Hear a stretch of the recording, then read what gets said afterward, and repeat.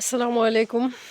আমি দেখাবো আমার খামারের কিছু দৃশ্য আর আমার খামারে কিছু ক্ষতিগ্রস্ত হয়েছে। আজকে আমার এই যে কোদাল নিতেছি, আমার এই ছাগলের বাচ্চাটা নবজাত শিশু কয়দিন আগে হয়েছে, কিন্তু অসুস্থ ছিল, ডায়রিয়া হয়ে গেছিলো। প্রথম দিন বুঝতে পারিনি, কারণ ও পায়খানা করছে। পরে একদিন পরে বুঝতে পারছি ওর পায়খানা কালো হয় না কেন, সাদা সাদা কেন হয়। পরে শেষে স্যালাইন ওষুধ এগুলো খাওয়াইছি। 2 দিন ছিল ভালো, 3 দিন ভালো ছিল, আজকে মারা গেছে। এই যে আজকে মারা গেছে, তাই ওকে মাটি দিব আমরা। কাপড় দিয়ে রোদ উঠে না, আজকে তো রোদ উঠলো, কিন্তু ওই কদিন রোদ উঠে নাই, যার কারণে ওরে বাঁচাতে পারলাম না। অবশ্য হায়াত নাই হয়তো, এটাই আলহামদুলিল্লাহ, আল্লাহ যে হালে রাখে এটাই শুক্রিয়া। কারণ আল্লাহ সব অবস্থায় আল্লাহকে শুক্রিয়া আদায় করতে হয়, এটাই আমাদের নিয়ম। কারণ আমরা যে শুক্রিয়া আদায় করতে হবে, আল্লাহ হয়তো এটাই ভালো চাইছে, এটাই হতে চাইছে।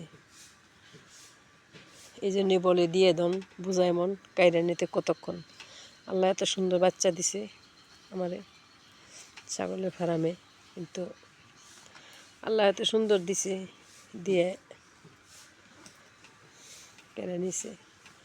যাই হোক, যারা এই শীতের মধ্যে যারা সমস্যা আমার মতন ভুক্তভোগী, তারা একটু অ্যালার্ট হবেন, একটু সতর্ক হবেন, তাই এই ক্ষতিগুলো হবে না।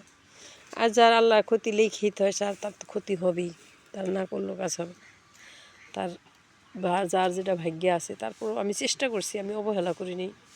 আমি দেখার সাথে সাথেই আমি এই জিনিসটারে এই চিকিৎসা করার শুরু করছি, বোঝার সাথে সাথেই।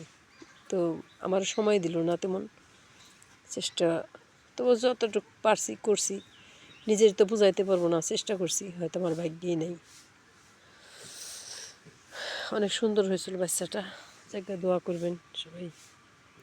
আমি এখন ওর মাটি দিব, এই জন্য